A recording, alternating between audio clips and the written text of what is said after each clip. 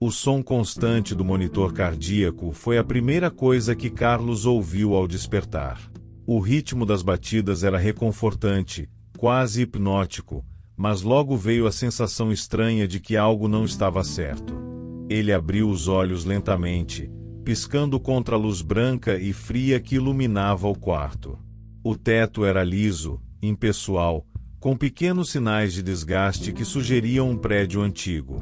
Uma dor surda pulsava em seu corpo. Seu braço estava engessado e uma faixa apertava seu peito. Um pequeno tubo ligado à sua mão indicava que estava recebendo soro. O cheiro característico de antisséptico preenchia o ar. Carlos tentou se mover, mas a dor em suas costelas o fez desistir rapidamente. Pouco depois, uma enfermeira entrou. "Bom dia, Carlos", disse ela com um sorriso forçado. "Você passou por um acidente grave, mas está se recuperando bem. Não se preocupe, você terá alta em poucos dias." Carlos piscou, confuso. "Alta? Eu mal consigo me mexer." Ela evitou o olhar dele, ajeitando os aparelhos no quarto sem responder diretamente. "O médico passará para falar com você em breve", disse, antes de sair apressada. Enquanto ele ficava sozinho novamente, algo o incomodava. Ele não conseguia lembrar o acidente. Sabia que estava dirigindo, mas o resto era um borrão. Além disso, o hospital parecia estranho. Não havia barulho de passos no corredor, nem o som de outros pacientes conversando ou equipamentos funcionando. Durante a noite, o silêncio foi interrompido por passos ritmados no corredor. Carlos se levantou com dificuldade, a curiosidade superando a dor. Ao espiar pela porta entreaberta, viu uma equipe médica empurrando uma maca coberta por um lençol branco. A cena era comum, mas algo no jeito como o tecido se movia, como se algo ainda estivesse vivo ali embaixo, fez seu estômago revirar. Ele voltou para a cama, tentando racionalizar o que viu, mas o desconforto permaneceu. O hospital parecia esconder mais do que aparentava, e Carlos sabia que não seria fácil ignorar a sensação de que algo estava profundamente errado. Na manhã seguinte, Carlos acordou com uma estranha sensação de inquietação. A luz que entrava pela janela era pálida e sem calor, como se o sol lá fora estivesse distante demais para tocar a realidade daquele hospital. Ele olhou ao redor, esperando ver enfermeiros ou ouvir o som de alguma atividade nos corredores, mas o silêncio persistia. Decidiu se levantar, apesar da dor nas costelas.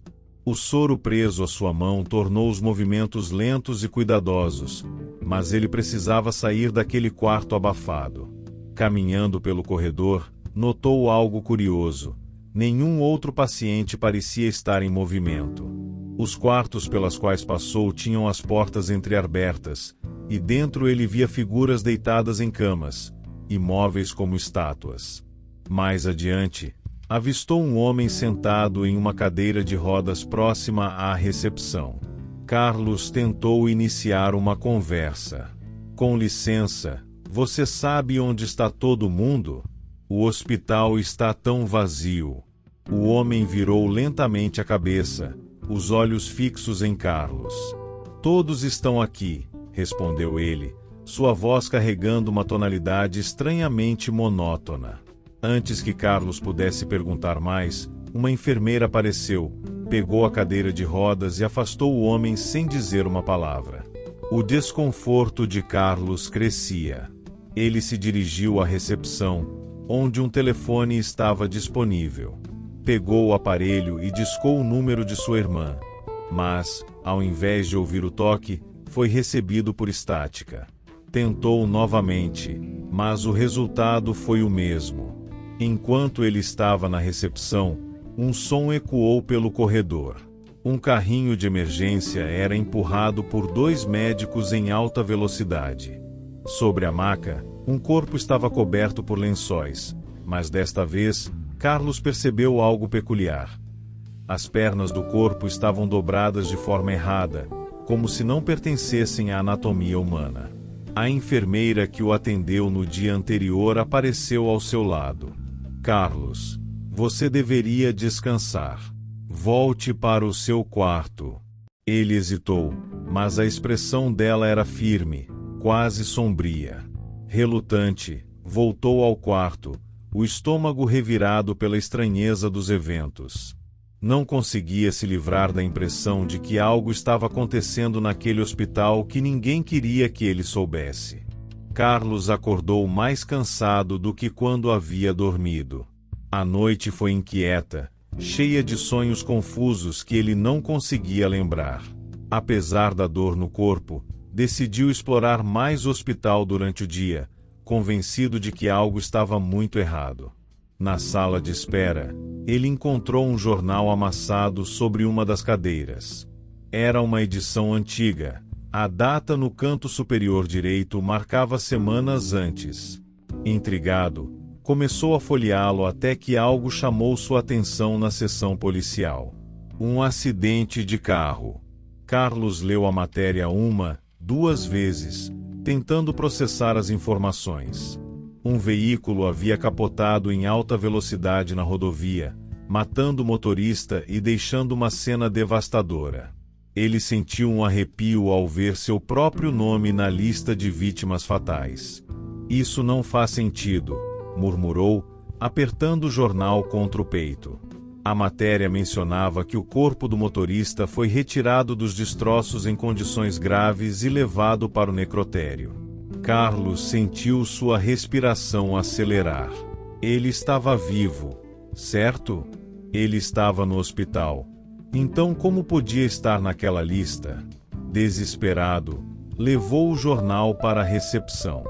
A enfermeira olhou para ele com uma expressão vazia enquanto ele tentava mostrar o artigo. Vocês podem me explicar isso? Isso está errado. Ela não olhou para o jornal. Apenas respondeu com um tom quase robótico. Por favor, volte para o seu quarto. O médico virá vê-lo em breve. Carlos não se conteve. Por que vocês estão me tratando assim? Porque nada aqui faz sentido. Está tudo bem, Carlos. Você está se recuperando bem, respondeu ela, como se fosse um script decorado. Sentindo o peso da ansiedade, ele saiu correndo pelos corredores. No caminho, passou pela ala trancada que havia visto antes. Uma placa desgastada dizia: transferência final. Ele tentou abrir a porta, mas estava trancada. Um segurança apareceu de repente, segurando-o pelo braço. Aqui não é permitido. Carlos recuou, ainda tremendo. Algo muito errado estava acontecendo, e ele precisava descobrir o que era antes que fosse tarde demais. A determinação de Carlos aumentava a cada instante. A placa transferência final cravava-se em sua mente como uma advertência sombria.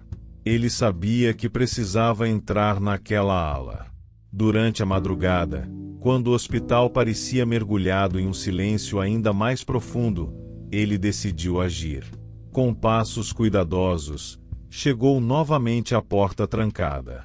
Desta vez, encontrou uma pequena janela de vidro coberta por poeira.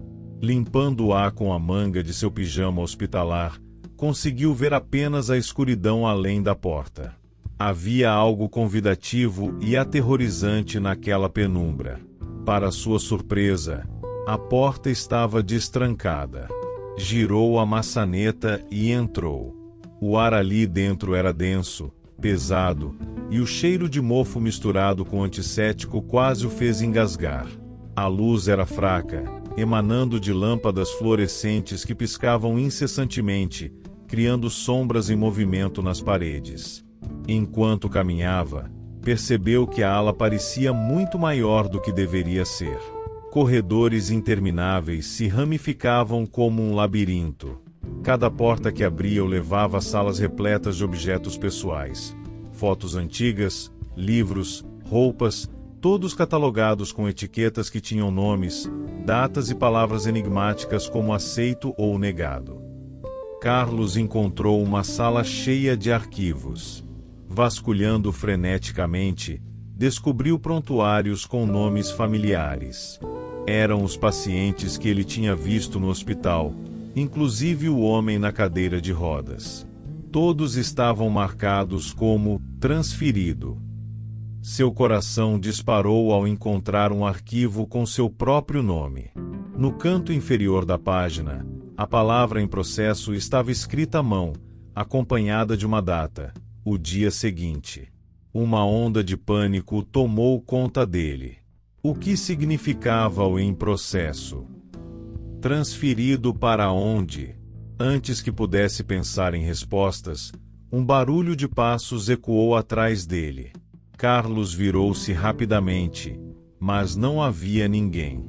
Continuou andando até encontrar um grande espelho empoeirado no final de um corredor. Hesitante, limpou a superfície e encarou seu reflexo.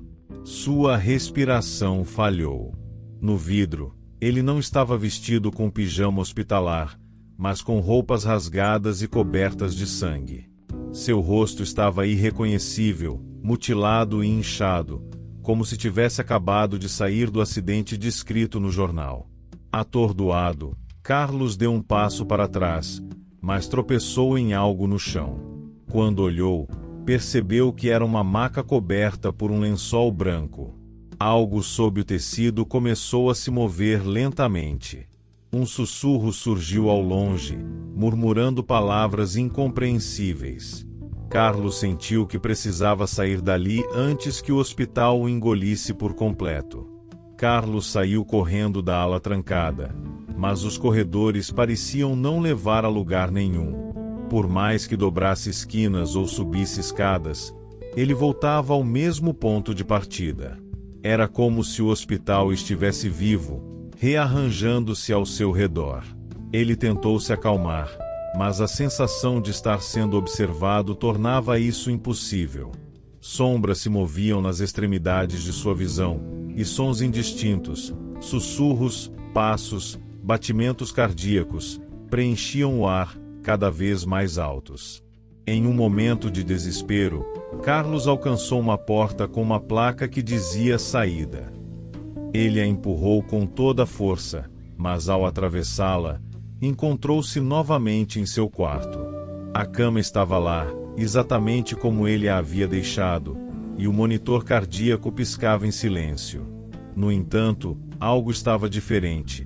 O ar parecia mais pesado, e as luzes eram ainda mais fracas. Não pode ser real, murmurou para si mesmo. Ele começou a puxar os fios presos ao seu corpo, ignorando a dor, e saiu novamente pelo corredor. Dessa vez, os rostos dos pacientes começaram a aparecer nas janelas das portas. Eles o observavam em silêncio, os olhos vazios e fixos como se estivessem julgando cada movimento seu. Um som de passos ressoou atrás dele, firmes e ritmados. Carlos se virou e viu um médico de jaleco branco vindo em sua direção. O homem não parecia perturbado, mas seu olhar era penetrante, quase hipnótico. Você não deveria estar andando por aí, Carlos, disse o médico, a voz baixa e calma. Eu quero sair daqui. O que está acontecendo comigo? Gritou Carlos, a garganta apertada de medo e raiva. O médico o encarou por um momento, depois suspirou. Carlos, você ainda não percebeu? Este hospital não é para vivos. É um lugar de transição. Aqui, você precisa aceitar o que aconteceu. Carlos deu um passo para trás, balançando a cabeça. Não. Eu sobrevivi. Eu estou aqui, estou vivo. O médico apenas apontou para o corredor atrás de Carlos. Quando ele se virou, viu o espelho novamente, refletindo sua verdadeira aparência. Um corpo mutilado, claramente sem vida. A verdade começou a pesar sobre ele, mas ele ainda se recusava a aceitar. Os sussurros aumentaram de intensidade. Rostos começaram a surgir nas paredes ao seu redor, e o hospital inteiro parecia pulsar como um organismo vivo, esperando sua decisão. Carlos sabia que precisava escolher: lutar contra o inevitável ou aceitar sua morte. Carlos respirava com dificuldade, tentando processar o que acabará de ver. O reflexo no espelho, o hospital que parecia uma prisão, tudo apontava para uma verdade que ele não queria aceitar. Ele sentiu o chão sob seus pés tremer levemente, como se o próprio prédio estivesse reagindo à sua resistência. "Eu não estou morto", gritou, mas sua voz parecia se perder nos corredores infinitos. O médico continuava parado, observando-o com uma expressão serena e impenetrável. "Carlos, todos que chegam aqui dizem o mesmo. Este é o último lugar antes de seguir adiante. Você está em um espaço entre o mundo dos vivos e o que vem depois." Carlos olhou ao redor. O hospital agora parecia vivo. Paredes respiravam, as sombras dançavam e sussurros ecoavam de todos os cantos, cada vez mais altos. "Por que eu?" perguntou ele, a voz cheia de desespero. "Você ainda não aceitou o que aconteceu. Esse hospital existe para isso, para ajudá-lo a aceitar. Mas o tempo está se esgotando. Quanto mais você resistir, mais difícil será a transição." Carlos caiu de joelhos, sentindo a força de tudo aquilo pesando sobre ele. O reflexo no espelho continuava o encarando, imóvel, sua aparência deformada sendo um lembrete cruel do acidente. Ele tentou lembrar de detalhes do momento: o som dos pneus derrapando, o impacto, o silêncio que se seguiu. E então, lembrou-se do rosto de sua irmã chorando enquanto os paramédicos declaravam sua morte. Lágrimas escorreram por seu rosto.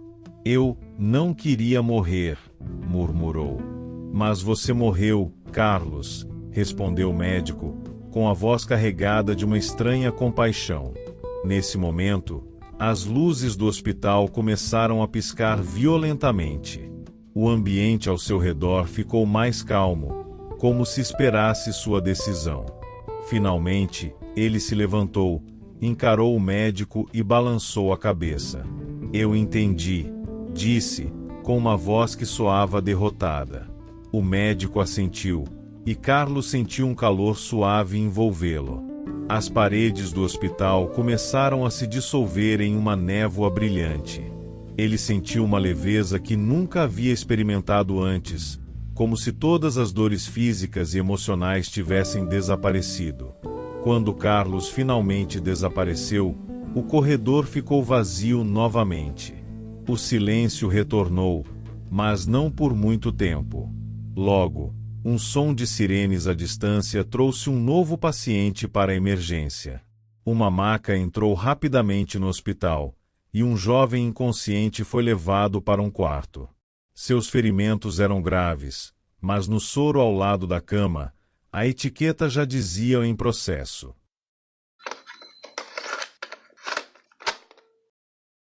O Hospital São Miguel era uma estrutura imponente, ainda que envelhecida, com seus corredores extensos de paredes desbotadas e cheiro permanente de desinfetante. Conhecido por ser um dos melhores centros de saúde da região, era também um lugar onde histórias de milagres médicos se tornavam lendas. Médicos veteranos afirmavam que, mesmo nos casos mais desesperadores, parecia haver uma força inexplicável no local que fazia o impossível acontecer. O clima ali era de constante expectativa e tensão, mas naquela manhã, um novo nome se destacava entre as conversas: Dr. Gabriel, o recém-chegado cirurgião.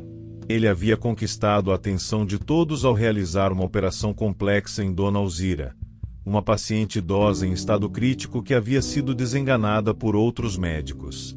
Ana, uma enfermeira experiente que trabalhava no hospital há mais de 10 anos, observava de longe enquanto os médicos discutiam a habilidade de Gabriel. Ele parecia uma figura calma, quase fria, enquanto monitorava Dona Alzira após a cirurgia. Não houve comemoração ou alívio por parte dele, apenas um olhar distante e analítico. 2 dias depois, o milagre começou a se desfazer. Dona Alzira, que inicialmente apresentava uma recuperação impressionante, começou a envelhecer rapidamente. Rugas profundas surgiram em questão de horas, e sua vitalidade desapareceu como um sopro ao vento. Ana estava presente no momento em que ela expirou, chocada com a rapidez da deterioração. Apesar disso, Gabriel parecia indiferente, limitando-se a registrar o óbito com uma expressão impassível. Algo no comportamento dele incomodava Ana profundamente, mas ela não sabia dizer o que era. No entanto, uma sensação de inquietação crescia dentro dela. Havia algo errado, ela podia sentir. Ana não conseguia tirar os acontecimentos dos últimos dias da cabeça. As circunstâncias da morte de Dona Alzira a atormentavam.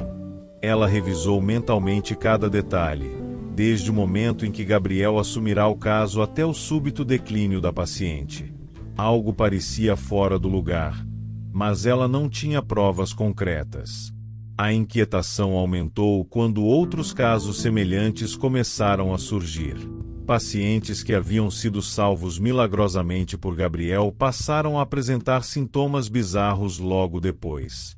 Havia um padrão claro: os pacientes melhoravam, apenas para sucumbir dias depois, como se algo essencial tivesse sido tirado deles. Em uma das reuniões de plantão, os colegas de Ana comentavam sobre o talento extraordinário de Gabriel. É impressionante como ele consegue intervir em casos que parecem perdidos, disse um dos médicos. Mas Ana percebeu que ninguém questionava as mortes subsequentes. Todos estavam encantados demais com o milagre para notar as consequências. Naquela noite, Ana decidiu investigar por conta própria. Durante sua ronda, passou pelo quarto de um paciente que Gabriel havia operado recentemente. A mulher, que deveria estar se recuperando, estava pálida, com olheiras profundas e olhos vítreos. Ao tentar falar, sua voz saiu quase inaudível, como se ela estivesse perdendo a força vital. "Como você está se sentindo?" perguntou Ana, inclinando-se para ouvir. "Fraca, como se algo estivesse me deixando", murmurou a paciente antes de adormecer. No fim do corredor, Ana viu Gabriel parado em silêncio, observando-a. Ele parecia calmo, mas havia algo em seu olhar que a fez estremecer. Ele não disse nada, apenas virou-se e desapareceu na próxima curva do corredor. A sensação de ser vigiada passou a persegui-la. Gabriel estava ciente de que ela notara o padrão? Ou aquilo era paranoia? Ana sabia que precisava continuar, mas também sentia que estava entrando em algo muito maior do que podia compreender. Ana estava determinada a descobrir a verdade sobre Gabriel, mesmo que isso significasse arriscar sua carreira. Durante uma pausa no plantão, ela vasculhou os arquivos antigos do hospital. A sala de registros era abafada e repleta de papéis amarelados pelo tempo. Muitos documentos estavam desorganizados, mas após horas de busca, ela encontrou algo que chamou sua atenção: relatório sobre um experimento médico conduzido no hospital nos anos 1970. O arquivo descrevia um projeto liderado por um grupo de médicos que buscava maneiras de prolongar a vida humana. A pesquisa envolvia um processo experimental chamado transferência de energia vital. Os detalhes eram vagos, mas as anotações sugeriam que o procedimento resultava em efeitos colaterais terríveis para o doador, enquanto o receptor experimentava rejuvenescimento quase instantâneo. Conforme lia, Ana encontrou o nome de Gabriel listado como um dos participantes do experimento. Isso não fazia sentido. Se o experimento aconteceu há mais de 50 anos, como ele podia estar vivo e trabalhando no hospital com a aparência de um homem na casa dos 40?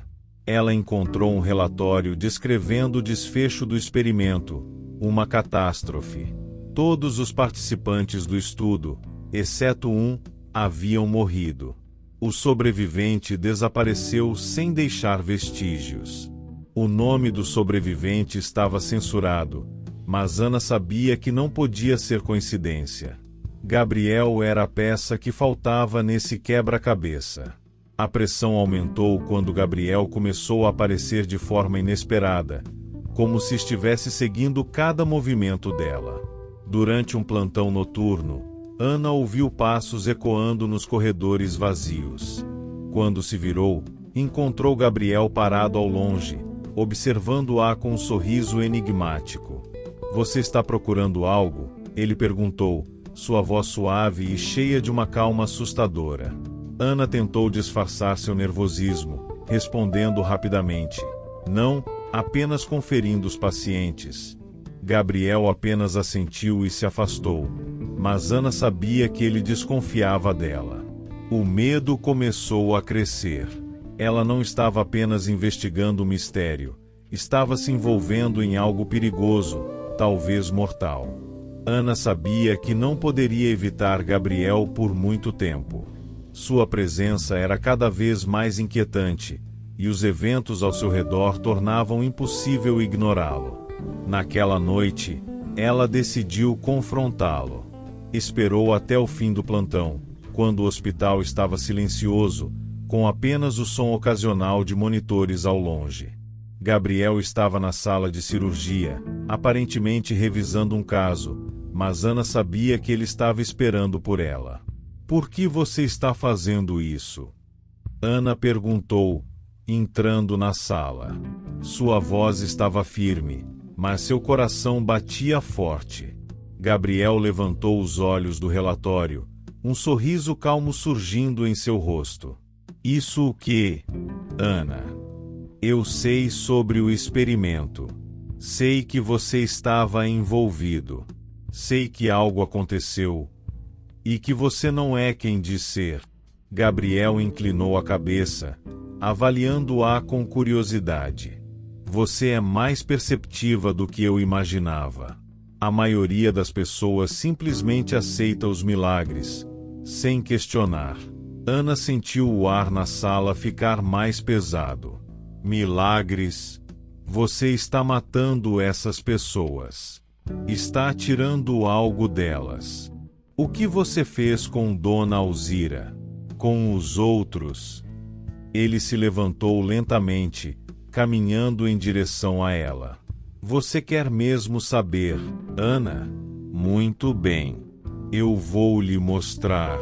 Em um gesto quase teatral, Gabriel revelou a verdade.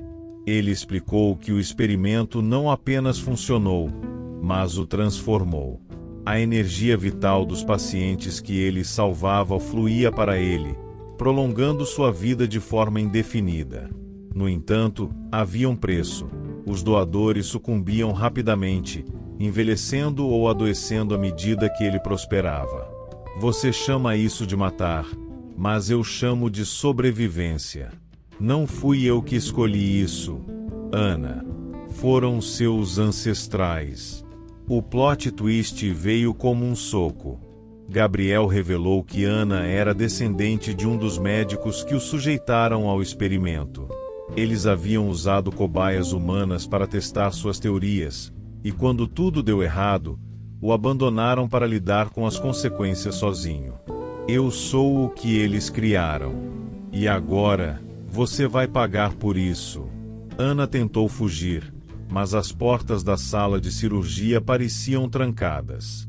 Gabriel se aproximou, seus olhos brilhando com uma luz antinatural. Ela sentiu uma fraqueza inexplicável tomar conta de seu corpo, como se ele estivesse sugando sua energia ali mesmo. Ana despertou com dificuldade.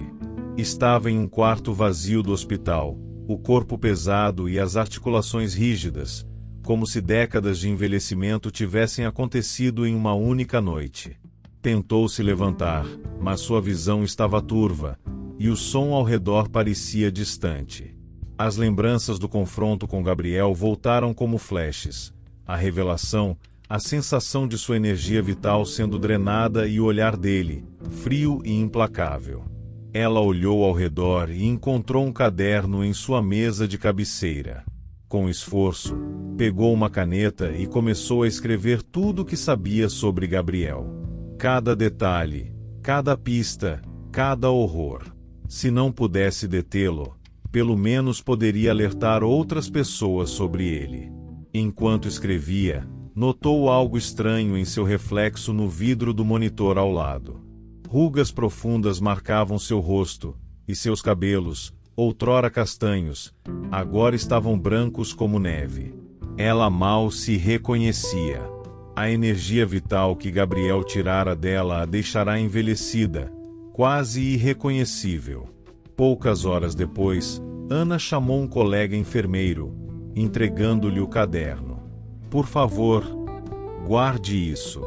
Se algo acontecer comigo, passe para alguém que possa entender.